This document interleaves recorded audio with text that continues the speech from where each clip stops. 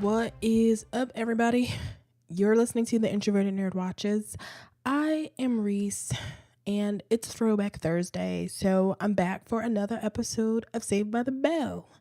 And this week, I watched Season 4, Episode 11, Pipe Dreams. Zack becomes an animal activist, but not really. Zack is a Zack activist. He's all about himself. Before I get into it, though, you need to subscribe to the podcast so you get all of this good content that I have coming out every week. You can subscribe on Apple Podcasts, and while you're there, leave me a 5-star review because I'm a 5-star chick and I need that. You can also subscribe in Stitcher, Google Play. I subscribe to my podcast in Castbox because I'm on that Android. And so you do that. You subscribe. I will continue to do the podcast because I like doing it. And that's it. Throwback Thursday. Saved by the Bell. Pipe Dreams. I'm laying out everything. It's late. I'm recording this podcast late because I was lazy and I had a lot going on. But when I was mostly lazy. And I was going, let me be honest. Let me lay it all out on the table for you. I was just going to put out some tweets, and I was just going to tell everybody the podcast is going to be late this week. And I wasn't going to lie. I wasn't going to be a Zack Morris. I was just going to put out the podcast late and just be lazy, but it's 10 o'clock or something like that. And I was like, you know what? Get your ass up, record that podcast because you have a lot to say about Zack Morris and all the pipe dreams in this school. And you should do it while it's fresh on your mind. So here I am. Your girl is being responsible. Everybody give me a round of applause. Pat me on the back. I am being an adult. Yes, an adult. It's about time. So, Pipe Dreams, Season 4, Episode 11.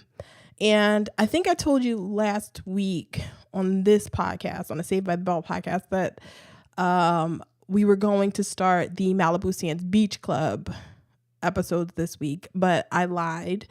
And we're going to start that next week. I promise.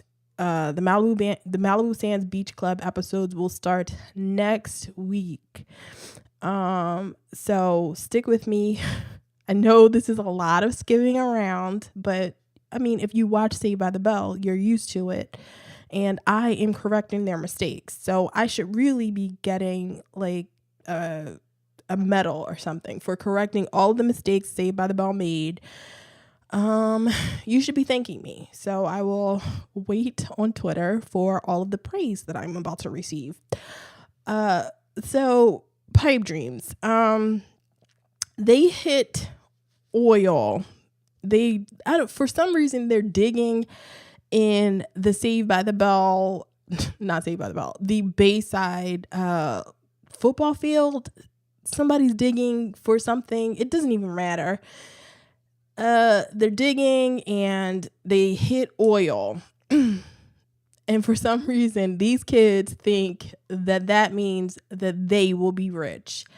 This is so ridiculous. It is so ridiculous. These kids are way too old for the shit that was happening in this episode. So, they all get animals because there's a science class, and these I guess it's a biology class, but there are live animals here for some reason. The science teacher, Dr. something, is giving out animals to these students, and only our main 5 students, because those are only students that matter. But he's giving out animals to these students. Lisa gets a turtle because We're all acknowledging that it's stupid that her name is Turtle. So she gets a turtle, and other people get frogs, and Slater gets another salamander that can die on him. Slater just has really bad luck with lizards. He just needs to stay away. It's traumatizing for him. He gets another lizard that that ends up dying in this episode. It's so funny. But I'm such a terrible person. It's not funny that the animal died, but it's funny that they're kind of torturing Slater with the death of his all of his pet lizards. It's I'm here for the torture of Slater. So they get these animals, and Zack is special, so he goes out to find his own animal. Everybody else gets like an amphibian or a reptile or something. Zack goes out and he finds a duck. He hit a duck on the baseball field because now Zack plays baseball too. He plays Zack and Slater play every goddamn sport. I mean, they could compete in the Olympics in every event. It's so crazy. So Zack finds a duck. Turns out it's the duck that Mr. Belding also knows. He named it after his wife, Becky. So Becky the duck is with Zack, and Zack brings it to he brings the duck after he hits it to this science teacher. I'm going to say biology, but it was just a classroom with like a terrarium in it with all these animals. But I mean, I'm going to say it's biology class that they're in because they're animals, animals, biology. I mean, I'm very intelligent. So Zack takes you to the science teacher, and Zack is like, can you help it? And I'm like, can he help it? He's a science teacher. He's not a veterinarian, Zack. But the doctor he holds the animal in his arms, and I'm guessing that he's feeling around like its bones to see if anything is broken, but it just looks like he holds the animal for like 2 seconds. He says, "Oh, Zack, she's just stunned." Like, I'm like, what? Like, really? Like, you can diagnose the duck to know that the duck is stunned. And right after that, Zack asks if he can take the duck home. And I'm like, okay, wait a second. We're going to pretend like we care about these animals, right?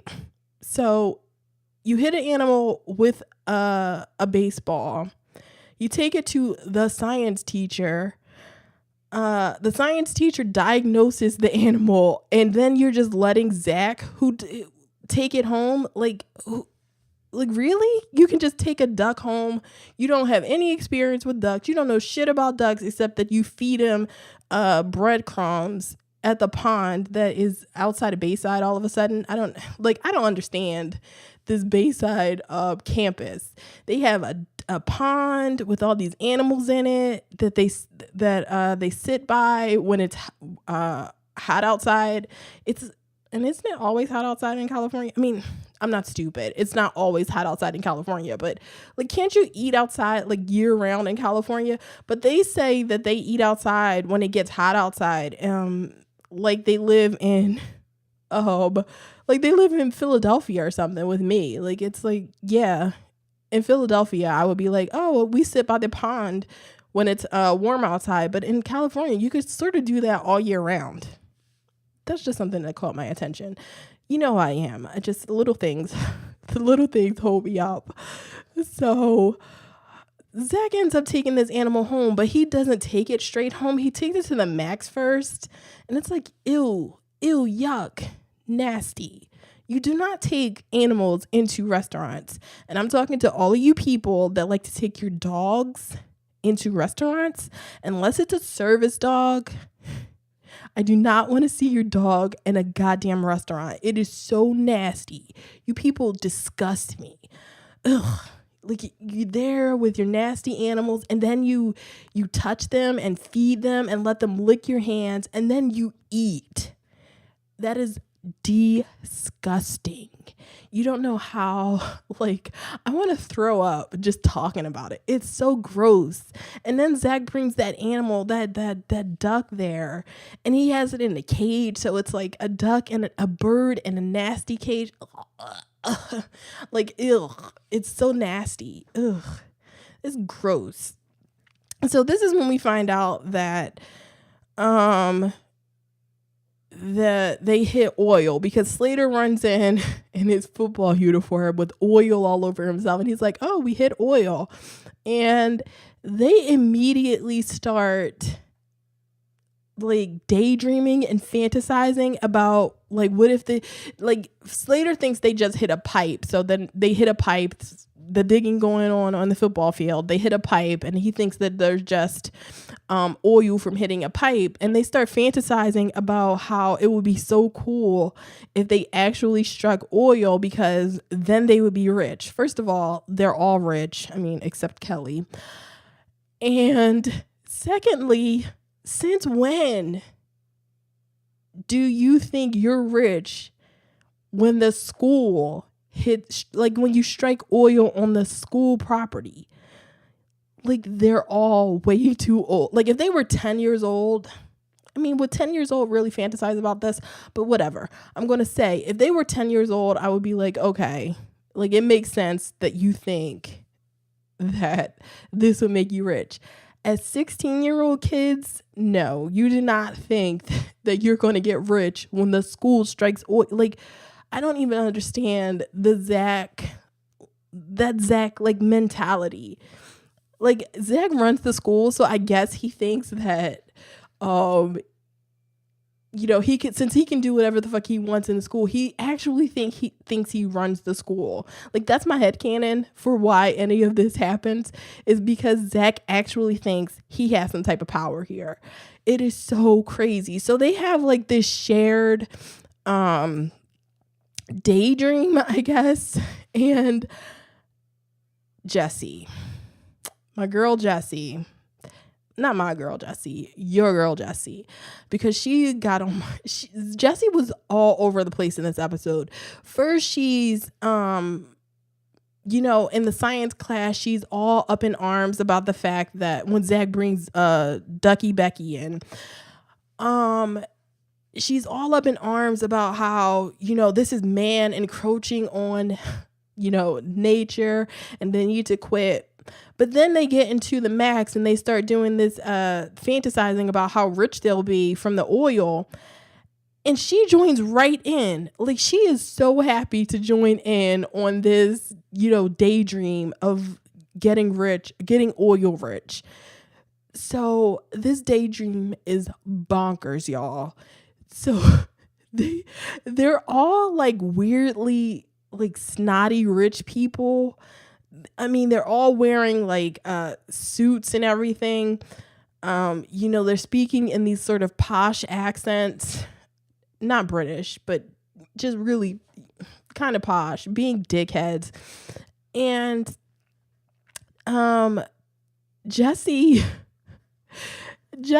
is like, she wants to be rich like everybody else. So she's a rich person in this fantasy, but she also wants to punish people for using like oil, like using things that pollute the environment. So she's like, Jessie is a nut because her thing is, she's talking on the phone and she's like, okay, I want to punish these people who are using oil and, oil and coal and all of that. So the punishment for them is going to be to tie them to the exhaust of a car and to drag them around. I'm like, wait, what kind of torturer is Jessie? Like, where does she get that from? She is out of her mind. Jessie is crazy. Everybody, like, Zack is crazy, but his crazy is on display. Jessie keeps that shit like down low. So you got to be real scared of her. She is out of her mind. It was so funny. And the wildest thing that happens is that Screech. Okay, somebody told Dustin Diamond that he was like a funny impressionist, or this show, whoever the producers, the writers, somebody on this show decided that Dustin Diamond was the actual comedian on this show. And he comes in, it is so goddamn offensive, y'all. He comes in as he's like playing this stereotypical Middle Eastern person with the accent. And I don't know if he has on brown face, but he might have on like brown face. He has these two women. It's like he has these two women who are wearing veils over their faces. And they're throwing flowers at his feet. It is crazy. I did not remember this. Like, they have Screech do these things a lot of the time. Like, Screech is always the one that's doing the impressions. And he hasn't done it. Zack did it before. Zack put on the whole like Middle Eastern man like outfit once when he was trying to pretend to be somebody else. But I was like, wait, what? I couldn't even get over it. I had to pause it. I was like, okay, what's happening on my screen right now? I did not remember this. It was crazy. And the two brown women don't speak. They just stand there while Screech uses that offensive accent. And it's like, Dustin Diamond, you're not funny. The adults around really like shit on him because he's not funny. And he's really playing into this accent, and I know he thought he was funny, which is like sadder that he actually thought he was funny at this part. But so that daydream is over, and then Screech runs in and he tells them that they actually did strike oil. They're rich, and he actually says, "We're rich," and it's like, no, you're not rich. You don't have shit. You don't get anything. The school district. I mean, I guess it's just the school district that gets this money. Even like Saved by the, I keep calling it Saved by the Bell. Bayside is a public school. I don't think Bayside gets to keep all of this money, right? It has to go to this school district.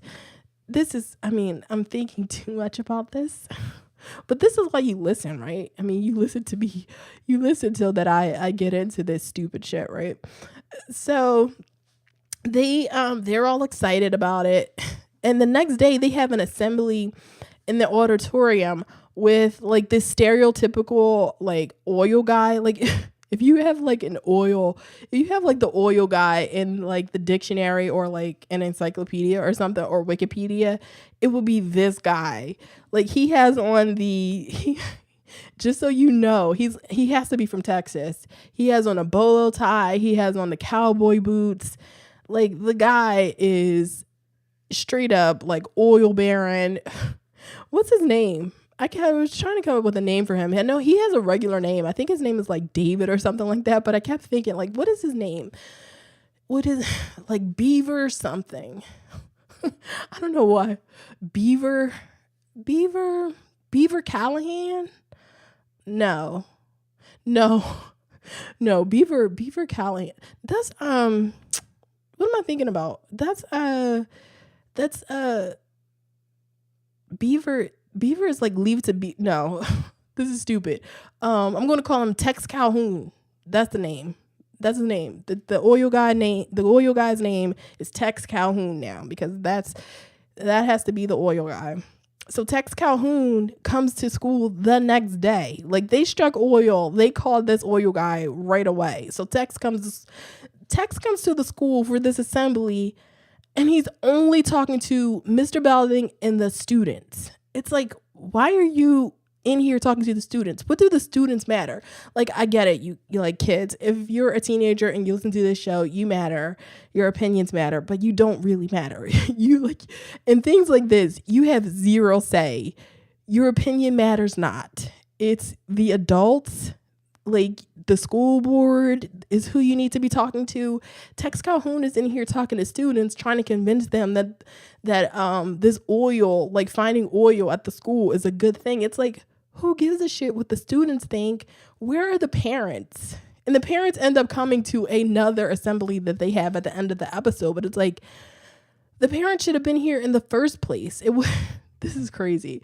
So it's an assembly for the students just to tell them how great it is that they found oil on the property and how great the school is going to be once they, once they make money from it. I don't know.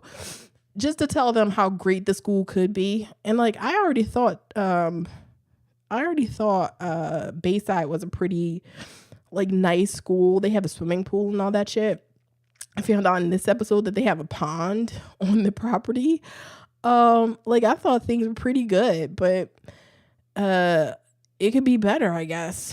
And they're excited about it. Mr. Belding is like practically doing backflips. Like he's so excited. And you want to know who's not excited? Jessie, because Jessie has flipped again and she's like, we can't do this. This is, against nature. Oil destroys the environment. Why aren't we trying to? And I agree with her on this, but Jessie, you just, the scene before this, you were real happy to be, making that oil money. So Jessie's unhappy and nobody else cares. And then Jessie starts a petition and she tries to get Zack to find it. But of course, Zack is like the main one at the head of the line. Like, get that oil. We need that oil money. I want a new swimming pool. I want new shit all over Bayside. And it's like, even if you do get all that new shit, they're like juniors. They're not juniors. They're like sophomores or juniors. So by the time all of the work to like bring the school up to date is actually done, all of these kids will be out of school. It'll be like you won't get to enjoy any of it unless you're like a dummy and you just get left back for the next 4 years so that you can enjoy the fruits of this oil labor. So Zack won't sign Jessie's petition. And she asks him to read she found a bunch of information about how bad oil is, and he didn't read the information either. He's got Becky at home. And so they go to school the next day. This happens real quick. They go to school the next day and Jessie is like, this is the day they're going to return all of the animals that they had into the pond, including Duck Becky. And Jessie is still trying to convince everybody how to come to her side, like how awful it is to have oil, how bad oil, all that. And Kelly is the one, like Lisa is into it. Lisa's like, I don't give a shit about that. I want that money. I want new shit. But Kelly is the only one that's like on the fence. She doesn't know what to do. Like as usual, Kelly can't make up her mind. So Jessie is like, Kelly, it's, oil is terrible. It's going to ruin the school. You have to be on my side, sign my petition, do what I say because I'm Jessie and I will kill your ass.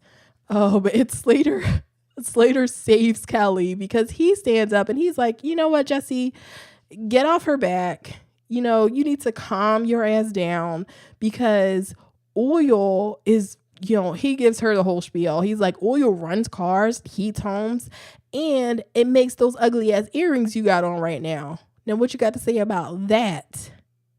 And Jessie didn't have anything to say about that, except she tried to play it off. And Lisa, I had a genuine laugh in this moment because Lisa was like, Jessie was like, ooh, shit. Like, Jessie, he was like, you know what? She was like, I borrowed these earrings, right, Lisa? And Lisa was like, girl, those earrings are busted. You did not get those from me. Like, try again. And Jessie had to walk away with like her head down because Lisa is great because she's like, I love you, but no, I have better taste than that. I'm not going to let you pretend. I'm not going to let you mar my good reputation by pretending that those ugly ass earrings came from me. So love you, Lisa. You're the best. And so Kelly ends up coming to Jesse's side, and they chain themselves to like a fake oil derrick in the middle of the hallway, and they're protesting.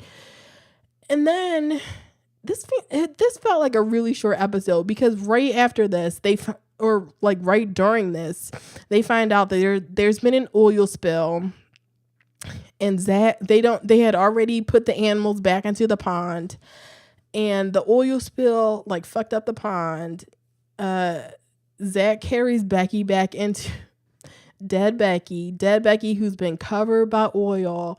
And this would be really sad if I thought Zack actually cared about anything but himself. But if you have more emotion than me, maybe you found this like touching and sad, but it's Zack. So I can only like have so much sympathy for him. And Zack is crying. He's trying to save Becky. He just wants to wipe her off, and it's Zack. And so this changes Zack's mind. He is all about the animals. He's against that oil. Becky and like the 20 other animals that they put back in that pond had to die for Zack to be like, this oil shit is really bad. So they go to Mr. Belding, and Mr. Belding is like listening to them for some reason.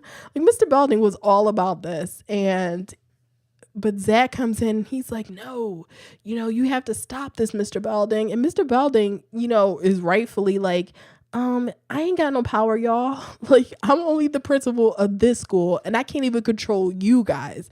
How am I going to control a whole school board that if they have like millions of dollars like on the way to them? So, but he says he'll try, because Mr. Belding, sort of comes through for them sometimes. A lot of times, even though I don't like Mr. Belding, he like really tries. Like that school trip where Rod Belding like dropped them at the last minute, Mr. Belding stepped in. Mr. Belding let them run that the radio station, and now Mr. Belding is coming in trying to get them to stop drilling. Mr. Belding could be a hero if he wasn't such a loser most of the time.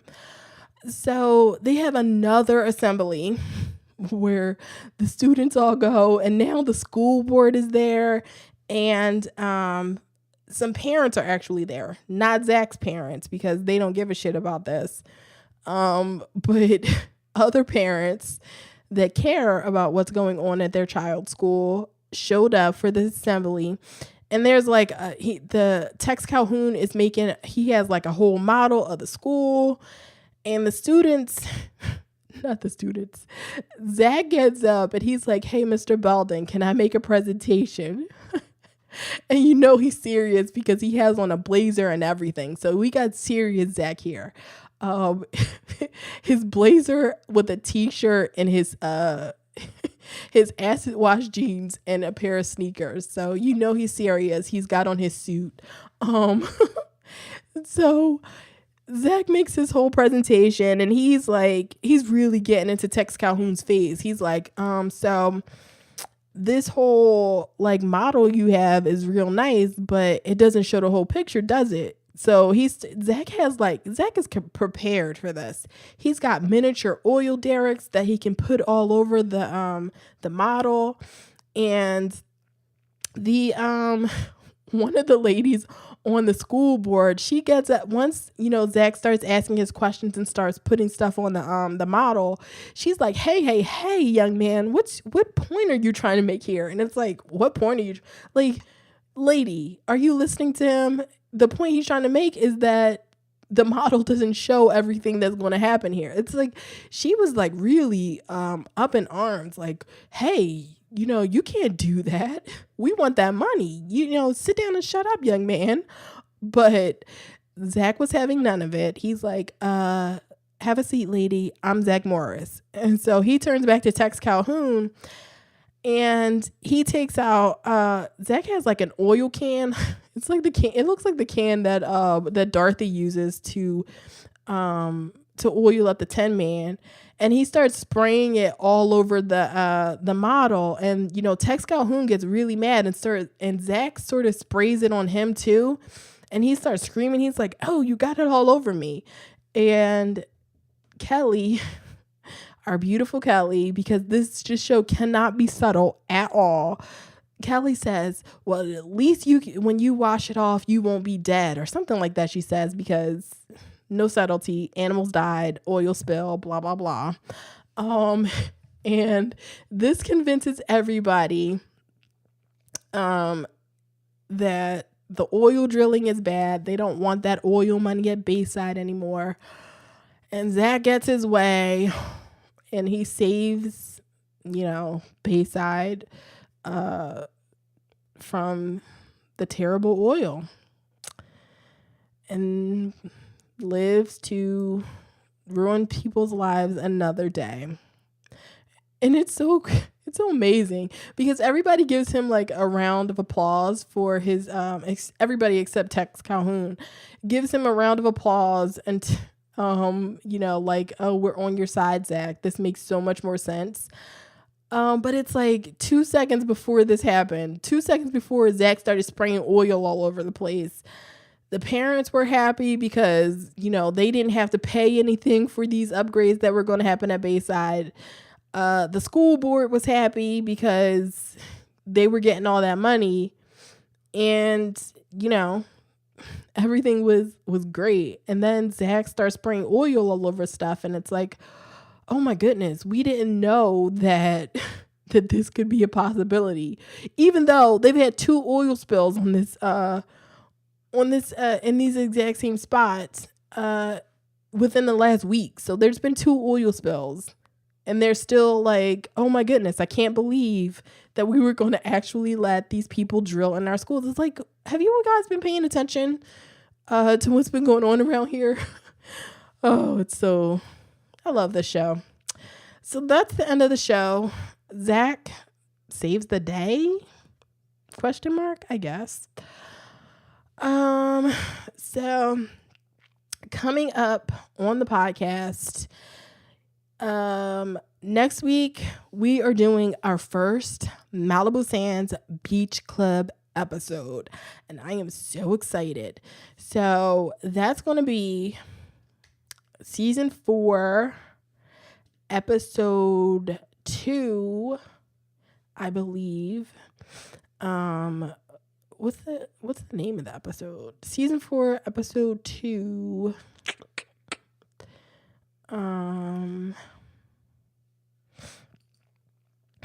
Episode 2, Zack's birthday party. That is the first episode.